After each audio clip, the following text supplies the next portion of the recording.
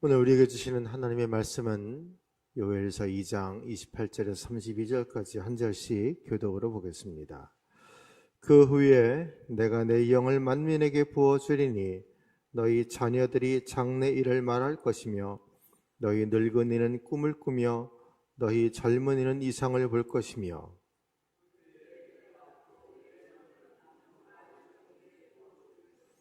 내가 이적을 하늘과 땅에 베풀리니 곧 피와 불과 연기 기둥이라.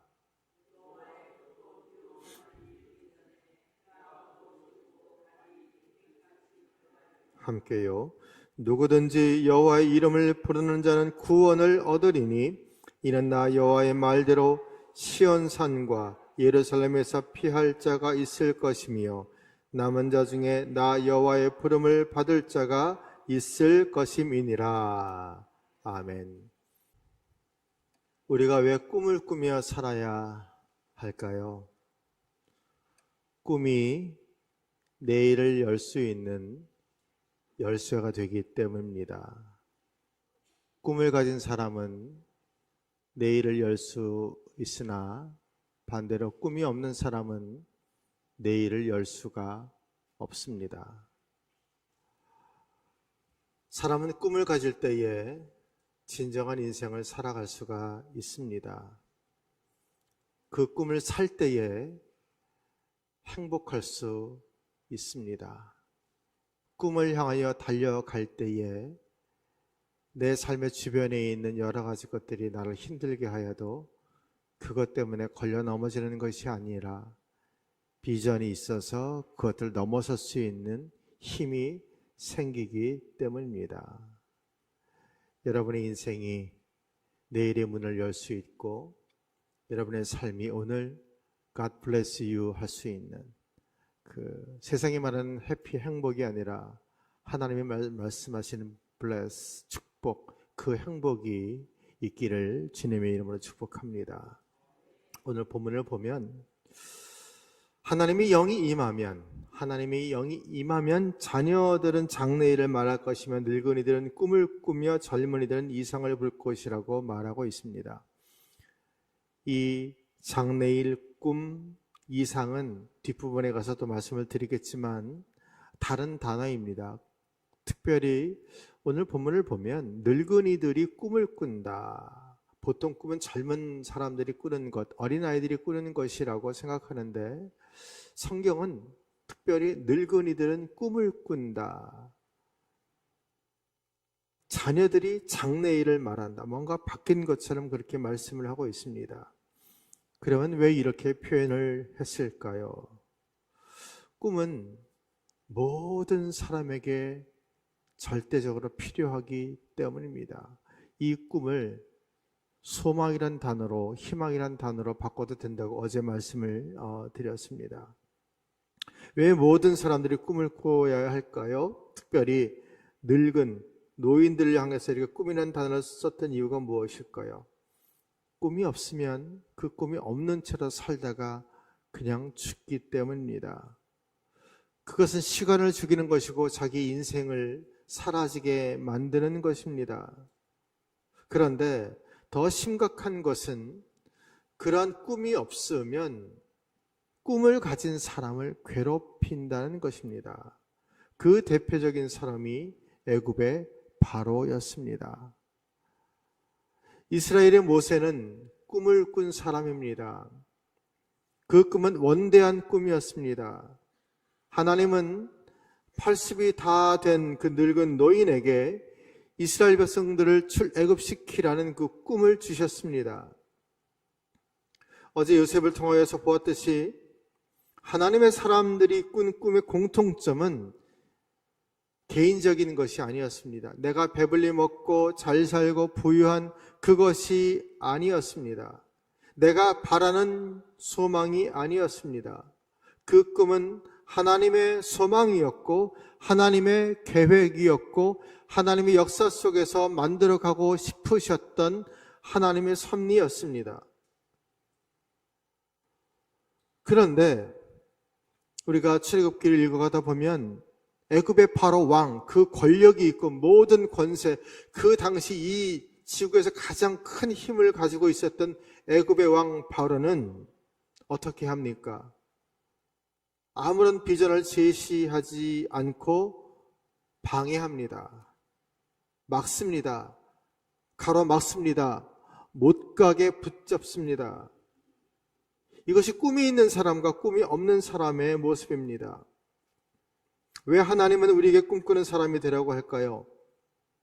꿈은 소망이고 꿈은 하나님의 실제이기 때문입니다. 하나님이 우리에게 은사를 주셨던 그 은사는 하나님의 꿈을 이루어 가기 위한 하나님의 통로요, 도구입니다. 꿈은 우리 인생을 만들어가는 재료입니다. 밥을 하기 위하여는 반드시 쌀이 있어야 합니다. 그런데 밥을 하고 싶은데 쌀이 없으면 아무리 밥을 하고 싶은 마음이 있어도 밥을 할 수가 없습니다. 우리가 인생을 복되고 그리고 온전하게 만들고 싶다고 해도 하나님이 주시는 꿈, 그 꿈이 우리에게 없으면 그런 인생은 만들어질 수가 없습니다. 아무리 세상에 수많은 사람들이 나는 천국 가고 싶어 라고 말을 하고 그런 생각을 하고 그런 바람을 가지고 인생을 살아가지만 예수 그리스도를 믿지 않으면 천국으로 나아갈 수 없는 것처럼 내가 원한다고 해서 이루어지는 것이 아니라 그 원하는 것을 이루어갈 수 있는 무엇인가 재료가 있어야 되는 것입니다. 우리 인생이, 우리의 삶이 정말 하나님의 나라를 이루어갈 수 있기 위해서는 이 하나님이 주시는 꿈, 그 꿈의 크기와는 상관이 없지만 하나님이 우리를 통해서 이루시고자 하는 그 하나님의 계획이 있어야 된다는 것입니다. 2024년 여러분의 인생 가운데 하나님의 소망, 하나님의 꿈, 하나님의 계획하심이 여러분의 시간을 통하여서 이루어질 수 있는 하나님의 사람이 되기를 간절히 바랍니다. 그런데 이제 오늘 본문 요엘서를 보면 이때의 상황이 어떠했는지를 생각해 볼 필요가 있습니다. 이때는 유다가 망한 이후입니다. 많은 징계가 있었습니다. 심판이 있었습니다. 그런데 그 당시에 엄청난 자연적인 재해가 있습니다. 요엘서를 읽어보면 1장에 메뚜기와 황충 이런 것들이 나오는데 그건 자연재해를 말하는 것입니다. 백성들은 먹을 것이 없었습니다. 농작물은 황폐해졌습니다. 도저히 그들이 먹고 살 수 있는 상황이 아니었습니다. 그래서 1장 4절 말씀을 보시면 바로 앞에 한 장 넘기셔서 1장 4절을 보십시오. 이렇게 되어 있습니다. 팥종이가 남긴 것을 메뚜기가 먹고 메뚜기가 남긴 것을 느치가 먹고 느치가 남긴 것을 황충이 먹었도다. 다 곤충들이 먹어서 없앴다는 거예요. 10절도 보십시오. 1장 10절도 보십시오. 같이 한번 읽어볼까요? 시작. 밭이 황무하고 토지가 마르니 곡식이 떨어지며 새 포도주가 말랐고 기름이 다하였도다. 요엘서 1장을 보면 이런 단어들이 아주 자주 나옵니다. 끊어졌다, 썩어졌다, 비었다, 무너졌다, 시들었다. 또 짐승들을 향하여서는, 가축들을 향하여서는 이런 표현들을 합니다. 울부짖었다, 소란했다, 피곤했다, 헐떡거렸다. 온 세상이 다 황폐해야 되고 그 어떤 기대를 할 수 있는 상황이 아니었다는 거예요. 자연적인 재해뿐만이 아니라 모든 것들이 다 무너져 내린 그런 상황이었습니다. 그런데 문제는 더 심각한 것은 이스라엘 백성들의 영적인 상태도 완전히 파괴되어 버렸습니다. 그 속에서 그럼에도 불구하고 하나님에 대한 소망을 가지고 믿음을 가지고 나아가면 그나마 그 상황들을 이길 수 있는 어떤 성령의 은혜를 받을 수 있는데 그것마저도 그들에게는 없었다는 것입니다. 2장으로 넘어가 보십시오. 2장 12절 13절 말씀을 보십시오. 12절 제가 읽습니다. 여호와의 말씀에 너희는 이제라도 금식하고 울며 애통하고 마음을 다하여 내게로 돌아오라 하셨나니 13절 같이요. 너희는 옷을 찢지 말고 마음을 찢고 너희 하나님 여호와께로 돌아올지어다. 그는 은혜로우시며 자비로우시며 노하기를 더디하시며 인애가 크시자 뜻을 돌이켜 재앙을 내리지 아니하시나니. 뜻을 돌이켜 재앙을 내리지 아니할 것이다. 돌아오라, 돌아오라. 너희가 돌아오면 내가 너희를 풍족히 먹여 살리리라. 여러분, 하나님은 이 우주를 창조하실 뿐만이 아니라 우주를 운행하시는 하나님이십니다. 하나님은 이 땅에 악인에게까지도 비를 주시고 해를 비춰주시는 아버지 하나님이십니다. 하물며 하나님께로 돌아오는 백성들에게 비를 내려주시지 않고 해를 비추시지 않고 그 밭에 곡식이 자라지 않도록 하시겠습니까? 지금 그 얘기입니다. 그런데 그렇게 되지 않았다는 거예요. 이 말을 한마디로 말하면 총체적으로 이스라엘에게는 모든 것들이 무너진 상태였다는 것입니다. 어느 것 하나를 보아도 희망이 없다는 것입니다. 내일이 보이지 않았습니다. 그런 상태에서 하나님께서 오늘 우리가 읽은 본문의 말씀을 하셨습니다. 28절 말씀의 시작이 뭡니까? 그 후에. 이 그 후에란 단어가 굉장히 중요합니다. 이 그 후에란 말은 그 앞에 있는 27절 말씀이 완료된 이후를 말합니다. 그러면 27절 말씀이 뭡니까? 그런즉 내가 이스라엘 가운데 있어 너희 하나님 여호와가 되고 다른 이가 없는 줄을 너희가 알 것이라. 내 백성이 영원히 수치를 당하지 아니하리로다. 그런즉 나는 너희의 하나님이 될 것이다. 너희에게 다른 이가 없다는 것을 알게 할 것이다.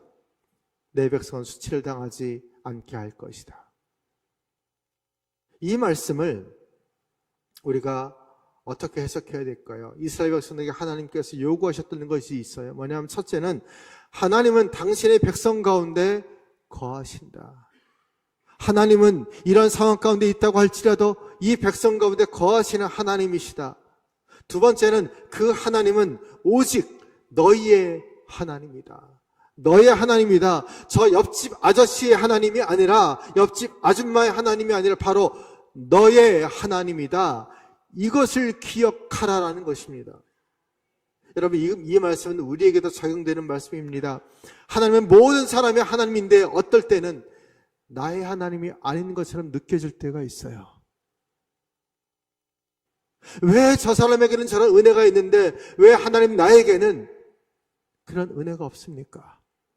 왜 나는 이렇게 살아야 합니까?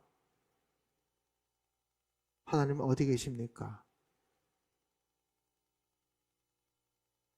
그런 상황 속에서 우리가 반드시 기억해야 될 말씀, 하나님은 나의 하나님이시다.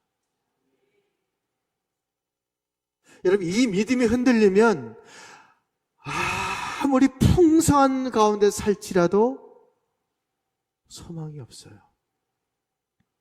아무리 가진 것이 많아도 희망이 없습니다. 그러나 아무것도 없어도 이 믿음이 있으면, 그러나 하나님은 나의 하나님이시지, 이 믿음이 있으면 살아갈 수 있는 그 내일을 열 수 있는 열쇠가 내 손에 쥐어지는 거예요. 여러분, 그렇게 살아오셨잖아요.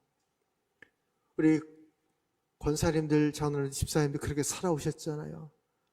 옛날에 그렇게 살아오셨잖아요. 여러분들이 증인이시잖아요. 그 말씀을 지금 하시는 거예요. 너희들이 명심할 것이 있다.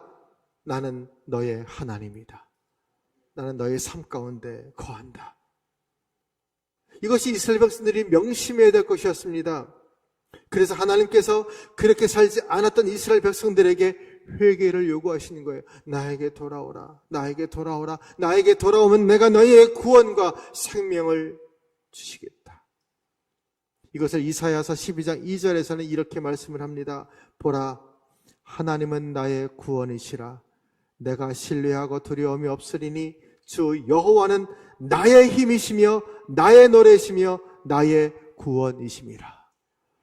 나의 하나님, 나의 구원, 나의 노래, 그래서 이사야 12장 6절을 보시면 또 이렇습니다. 시온의 춤이나 소리 높여 부르라. 이스라엘의 거룩하신 이가 너희 중에서 크심이니라 할 것이니라. 하나님은 너희 중에 크신 분이시다. 사랑하는 성도 여러분, 하나님은 우리의 삶의 자리에서 가장 크신 하나님이신 줄을 믿습니다. 그 믿음으로 2024년을 살아가시기를 바랍니다. 그런 상황 속에서 바로 하나님께서 하신 말씀이 무엇이냐면 오늘 말씀 그 후에 그러면 그런 믿음을 가지고 그렇게 나아갈 때 어떻게 하시겠다는 것입니까? 내가 내 영을 만민에게 부어주리라. 다시 27절 말씀을 보십시오. 그 후에 내가 내 영을 만민에게 부어주리니. 지금 하나님의 마음은 당신이 택한 이스라엘 백성들에게 하나님의 영을 부어주시겠다는 것입니다. 그 영이 임하면 어떤 일이 일어나느냐? 자녀들은 장래일을 말할 것이고 늙은이는 꿈을 꾸고 젊은이는 이상을 보게 될 것이다. 그런데 29절 보면 그것만이 아닙니다. 그때에 내가 또 내 영을 남종과 여종에게 부어줄 것이며 너희 이스라엘 백성들뿐만이 아니라 그 종으로 지내고 있었던 노예들, 그 수많은 백성들에게도 내가 동일한 은혜를 부어줄 것이다. 이 말씀의 핵심이 무엇인가요? 하나님이 창조하셨던 모든 것을 향한 하나님의 마음은 회복이고 회복된 이후에 하나님은 그들에게 반드시 꿈을, 소망을, 내일을 허락해 주시겠다는 것입니다. 그러므로 작년에 말씀드렸던 주제, 여러분의 삶에, 여러분의 영혼에 먼저 회복의 은혜가 있기를 바랍니다. 하나님이 나를 치유하시고 나와 함께 하신다는 그 믿음, 그 위에 하나님의 꿈과 소망을 주시기 때문입니다. 그래서 오늘 본문에서 장래일, 꿈, 이상이라고 말씀하시는 것입니다. 아까 처음에 말씀드렸던 것들, 여기서 장래, 꿈, 이상이라는 것은 분명히 다른 단어입니다. 원어도 다른 단어를 쓰고 있습니다. 그러나 전혀 다른 의미가 아니라 하나님께서 주시고자 하는 그 풍성하신 은혜를 다르게 표현한 말씀입니다. 이것을 주석가들은 마태복음 11장 27절에서 이렇게 설명을 합니다. 마태복음 11장 27절 말씀을 보시면 이렇게 되어 있습니다. 내 아버지께서 모든 것을 내게 주셨으니, 내 아버지께서 모든 것을 내게 주셨으니, 아버지 외에는 아들을 아는 자가 없고 아들과 또 아들의 소원대로 계시를 찾는 자 외에는 아버지를 아는 자가 없느니라. 아버지를 아는 자에게는 모든 것을 주셨다라는 것입니다. 하나님은 당신의 아들들에게 모든 것을 주셨습니다. 하나님은 우리를 자녀 삼으셨고 로마서에 보면 우리를 양자 삼아주셔서 아바, 아버지라고 부르게 하셨다라고 말씀하고 있습니다. 여러분, 예수 그리스도, 독생자 예수 그리스도를 우리에게 주신 그 아버지께서 다른 것들을 주시지 않겠습니까? 그래서 모든 것을 내게 주셨으니라고 말씀하셨습니다. 그 중에 특별히 요엘서에서 이 시대적인 상황 속에서, 이 아무런 상황 속에서 하나님께서 특별히 강조하시는 것이 무엇이었냐면 꿈, 소망, 희망, 내일, 장래일, 내일, 이것을 내가 너희에게 주겠다. 여기서 한 가지 질문을 드린다면, 이 시대를 살아가는 여러분은 하나님을 사랑하느냐는 질문입니다. 반대로 하나님은 여러분을 사랑하신다고 분명히 믿느냐 하는 질문입니다. 여러분, 하나님을 사랑하십니까? 하나님께서 그럼에도 불구하고 나를 사랑하고 계신다라고 믿으십니까? 안 믿으십니까? 이것은 굉장히 중요한 겁니다. 오늘 요해서 전체를 흐르고 있는 가장 중요한 것이 무엇이냐면, 이런 상황 가운데 내가 처해 있지만 메뚜기, 황충, 느치 모든 것들이 다 먹어서 아무것도 먹을 것이 없는 상황이지만, 모든 것들이 총체적으로 무너진 상황이지만, 그럼에도 불구하고 하나님 내 삶의 자리에 계셔서 나를 지금도 사랑하고 계시고 나는 그런 하나님을 신뢰하고 있느냐, 이것을 지금 말씀하고 있기 때문입니다. 그래서 포로된 이스라엘 백성들, 모든 자연 만물이 황폐된 그 상황 속에서 하나님은 그들에게 과거의 상처와 아픔만이 아니라 그것을 치유하고 회복하고 그것을 넘어서 내일을 살아갈 수 있는 꿈, 비전, 희망, 이것을 주신다는 것입니다. 꿈이 없는 사람은 사는 것처럼 보여도 사는 것이 아닙니다. 그러나 꿈이 있는 사람은 그가 젊은이건 늙은이건 노예이건 어떤 상황 가운데 있다고 할지라도 그에게는 참 생명이 있음을 성경은 우리에게 보여주고 있는 것입니다. 지난 한 해를 살아오면서 우리에게 주어진 것이 무엇입니까? 어떤 환경이었습니까? 어떤 모습이셨습니까? 지금도 바뀌지 않는 상황은 무엇입니까? 해가 바뀌었는데, 바뀌기를 원했는데 바뀌지 않은 것도 분명히 있을 것입니다. 요엘서가 기록될 당시가 그러했습니다. 그런데 그 속에서, 그러한 상황 속에서 하나님이 말씀하시는 것이 꿈, 미래, 소망이었습니다. 어찌 보면 허황된 말처럼 들릴 것입니다. 도무지 이룰 수 없는 말처럼 들릴 것입니다. 하나님, 이런 상황에서 꿈이라고요? 하나님, 이런 상황에서 장래일을 말하라고요? 하나님, 이런 상황 속에서 비전을 생각하라고요? 그런데 여러분, 이 말씀은 사람의 말이 아니라 하나님의 선포입니다. 하나님의 말씀입니다. 우주를 다스리시고 모든 것을 창조하신 하나님의 말씀이고 하나님의 약속입니다. 그 약속은 구체적으로 성령 강림 이후에 임하셨고, 그것을 주님이 다시 오실 그 종말의 때까지 계속 이어져 성취되어가는 진행형의 약속이라는 사실을 여러분 기억하십시오. 그 약속은, 이 약속은 끝난 약속이 아니라 앞으로도 계속 우리들이 살아가고, 그리고 우리 자녀들, 우리 손들이 살아가는 그 삶의 자리에서 계속 성취되어갈 하나님의 약속인 것입니다. 그렇기 때문에 우리에게는 희망이 있는 것입니다. 그렇기 때문에 우리에게는 소망이 있는 것입니다. 그러므로 예수님 말씀하셨습니다.